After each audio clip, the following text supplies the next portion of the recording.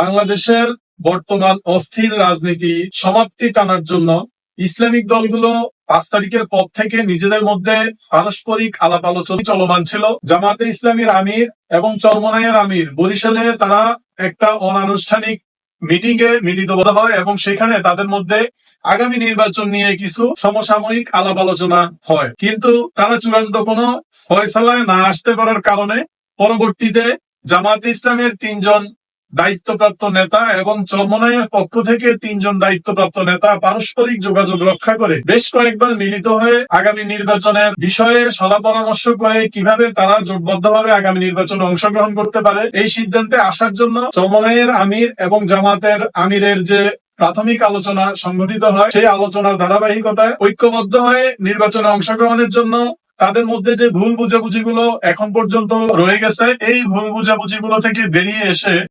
কিভাবে সুন্দর একটা নির্বাচন অনুষ্ঠান করে সেই নির্বাচন থেকে জয়ী হয়ে সংসদে যাওয়া যায়, এই বিষয়গুলো নিয়ে চরমনাই এবং জামাতের মধ্যে ভিতরে ভিতরে বেশ কিছু আলাপ আলোচনা হচ্ছিল দীর্ঘদিন থেকে। যেহেতু চরমনাইকে জামাতের সাথে জোটবদ্ধ হওয়ার বিষয়ে বিএনপি একটা বড় ভেটু দিয়ে রাখছে, এই কারণে চরমনাই প্রকাশ্যে কোনো কিছু না বললে ভিতরে ভিতরে তারা তাদের মধ্যে যে মত পার্থক্য গুলো আছে, এই মত পার্থক্য গুলো দূর করে কিভাবে ভুল বুঝাবুঝিগুলোর সমাপ্তি টেনে জোটবদ্ধ হয়ে নির্বাচনে অংশগ্রহণ করা যায়। এবং যেহেতু চরমনাই বিগত নির্বাচনে তাদের সংসদে কোনো অংশগ্রহণ ছিল না, তারাও চাচ্ছে যে এমন একটা জোটবদ্ধভাবে নির্বাচন হোক যে নির্বাচনে তাদেরও 2-1 জন সংসদে অংশগ্রহণ করতে পারে। এই বিবেচনায় তারা হেফাজতে ইসলাম সহ অন্যান্য ইসলামিক দলগুলোর সাথেও পারস্পরিক আলাপ আলোচনা করলেও জামাতের বিরুদ্ধে কওমিপন্থী আলেমদের কিছু অভিযোগের কারণে কোনোভাবেই তারা সমঝোতায় আসতে পারে না। সম্প্রতি একটা ইফতার পার্টিতে জামাতের আমির এবং চরমনাইয়ের আমিরের মধ্যে আগামী নির্বাচন বিষয়ে কিছু টুকিটাকি আলাপ আলোচনা হয় এবং সেখানের একটা কথোপকথনের সূত্র ধরে আমরা জানতে পারি যে হেফাজতে ইসলাম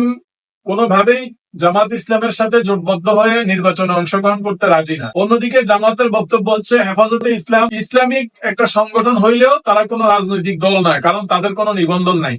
অতএব হেফাজতে ইসলাম থাকলো কি থাকলো না এই বিষয় নিয়ে জামাতের তেমন একটা মাথা ব্যথা না থাকলেও যেহেতু চরমনাইয়ের একটা বড় আধিপত্য আছে, এই কারণে জামাত চাচ্ছে চরমনাই এবং নিবন্ধিত অন্যান্য যে ইসলামিক দলগুলো আছে হেফাজতে ইসলামকে বাদ দিয়ে অন্য যারা জামাতের সাথে জোটবদ্ধ হতে তাদের আপত্তি নাই, এরকম অন্য যারা আছে তাদেরকে নিয়ে একটা জোট করে তারা আগামী নির্বাচনে অংশগ্রহণ করতে চায়। আলোচনার প্রথম থেকে তাদের নেতৃত্ব কে দিবে এই বিষয়টা নিয়ে মতবিরোধ ছিল। সম্প্রতি তারা একটা সিদ্ধান্তে আসছে যে নেতৃত্ব কোনো একক সংগঠনের হাতে থাকবে না, একক ব্যক্তির হাতে থাকবে না। তারা যে জোট করবে সেই জোটের নেতৃত্ব নির্বাচনের জন্য তারা পারস্পরিক আরো দীর্ঘ আলোচনার প্রয়োজন আছে বলে দুই দলই সম্মত হয়েছে। সুতরাং জামাতের পক্ষ থেকে মোটামুটি এই মেসেজ চরমনাইকে দেওয়া হয়েছে, যদি চরমনাইয়ের কোনো আপত্তি না থাকে তাহলে হেফাজত ইসলামকে বাদ দিয়েই আগামী নির্বাচনে চরমনাইয়ের সাথে জোটবদ্ধ হয়ে অন্যান্য ইসলামিক দলগুলোকেও নিজেদের জোটে টেনে নির্বাচন করে সংসদে নিজেদের আধিপত্য প্রদর্শনের জন্য উদ্গ্রীব হয়ে অপেক্ষায় আছে জামাত ইসলামী। পাশাপাশি তারা ছাত্রদের মধ্যে যে অনেকগুলো দলের আত্মপ্রকাশ ঘটতেছে, এই অনেকগুলো দল যদিও ভোটের রাজনীতিতে এরা একেবারেই শিশু, তারপরেও এদেরকে শুধুমাত্র ফেস দেখানোর জন্য হলেও জামাত পাশে চাচ্ছে। ছাত্রদের যে রাজনৈতিক দল এনসিপির একজন নেতা মনে করে যে জামাতের সাথে জোটবদ্ধ হইলে তাদের কোনো আপত্তি নেই, আবার মুখ্য সমন্বয়ক সহ বেশ কয়েকজনের এই বিষয়ে আপত্তি আছে যে জামাতের সাথে তারা জোট করে কোনো নির্বাচনে যেতে রাজি না। সুতরাং এনসিপি বা ছাত্রদের যে অন্যান্য অঘোষিত দলগুলো যাদের এখন পর্যন্ত নিবন্ধন হয় নাই, তারা কতটুকু নিবন্ধনে কোন কোন দল নিবন্ধন পাবে, কতটুকু তারা কি করতে পারবে, এটা ভবিষ্যতের আলোচনা হইতে পারে। বর্তমানের সবচেয়ে বড় বিষয় হচ্ছে ইসলামিক দলগুলোর মধ্যে যে মতবিরোধ ছিল সেই মতবিরোধটা আস্তে আস্তে কেটে যাচ্ছে। হেফাজতে ইসলাম সহ কওমি আলেমদের একটা পক্ষ জামাতকে শত্রু মনে করার কারণে জামাতও চাচ্ছে না যে নির্বাচনের আগে তাদের সাথে কোনো ধরনের বাকবিতণ্ডায় জড়ায়। জামাত চাচ্ছে শুধুমাত্র যাদের রাজনৈতিক বিষয়ে কোনো মতবিরোধ নাই,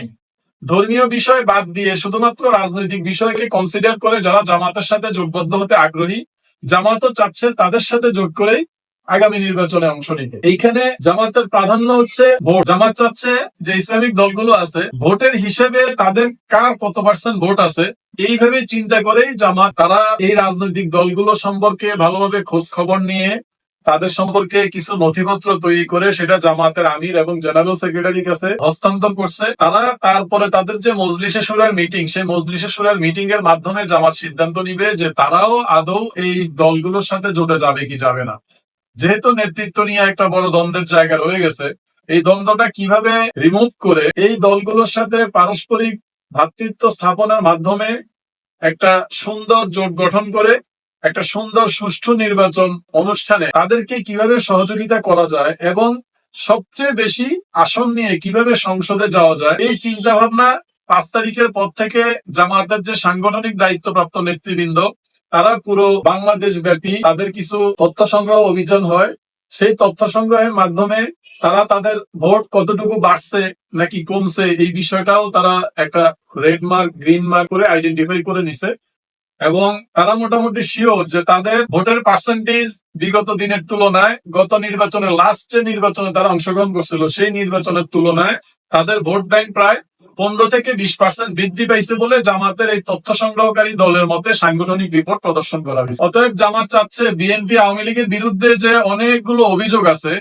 বর্তমান যে ছাত্রদের রাজনৈতিক দল তাদের বিরুদ্ধেও কিন্তু চাঁদাবাজির অসংখ্য অভিযোগ। এই জায়গাটায় জামাত যেহেতু সেফ জোনে আছে, চরমনাই সহ ইসলামিক দলগুলো যেহেতু সেফ জোনে আছে, জামাত চাচ্ছে এই বিতর্ক মুক্ত রাজনৈতিক দলগুলোকে নিয়ে যদি একটা ভালো জোট গঠন করা যায় এবং সেই জোটে যদি ভোটের ব্যবধানে অন্য রাজনৈতিক দলগুলোকে ধরাশায়ী করা যায়, তাইলে সংসদে একটা ভালো নেতৃত্ব তৈরি করার মতো ক্যাপাসিটি এই আলেমদের মধ্যে আছে। এখন যে পারস্পরিক মতবিরোধ এবং নেতৃত্বের জায়গাটায় যে দ্বন্দ্ব, এই দ্বন্দ্বটা কিভাবে এই দ্বন্দ্বটাকে দূরীভূত করে কিভাবে সবার সাথে একটা ভালো সম্পর্ক তৈরি করা যায়, এটা নিয়ে জামাতের একটা সাংগঠনিক টিম অলরেডি কাজ করে যাচ্ছে। চরমোনাই বিগত নির্বাচনগুলোতে যদিও তারা কোনো জোটের সাথে অন্তর্ভুক্ত ছিল না এবং তারা সবগুলো নির্বাচনে অংশগ্রহণও করে নাই, 2-1টা নির্বাচনের ট্রায়াল স্বরূপ তারা অংশগ্রহণ করে পরবর্তীতে সেই নির্বাচনগুলো কিন্তু মাঝপথে এসে তারা নির্বাচন থেকে সরে দাঁড়ায়। এই প্রক্রিয়ায় চরমোনাই তাদের যেহেতু তারা রাজপথে অ্যাক্টিভ ছিল, নির্বাচনী মাঠে অ্যাক্টিভ ছিল,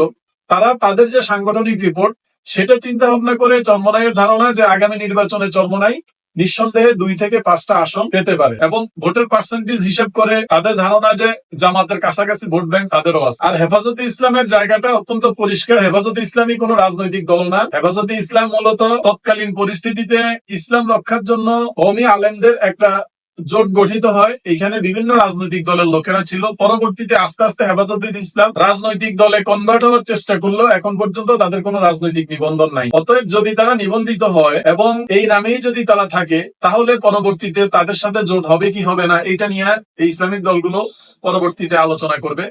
বর্তমানে তাদের চিন্তা ভাবনা হচ্ছে 2-1টা দল যদি নাও থাকে, তারপরেও শুধুমাত্র বড় রাজনৈতিক দল হিসেবে জামাত ইসলামী এবং চরমোনাই, পাশাপাশি কওমি আলেমদের যদি ভালো একটা সমর্থন তারা নিতে পারে, তাহলে জামাত এবং চরমোনাই সহ অন্যান্য আলেমদের ধারণা যে আগামী নির্বাচনে একটা হাড্ডাহাড্ডি লড়াই করে তারা নিঃসন্দেহে সংসদে একটা আধিপত্য বিস্তার করতে পারবে। আগামী নির্বাচনের আগে এই আলেমদের মধ্যে একটা ভালো জোট গঠিত হবে এবং যেটা আগে থেকে বলে আসছিলাম, এই জোট আগামী নির্বাচনে একটা ভালো প্রভাব বিস্তার করবে বলে আমাদের বিশ্বাস।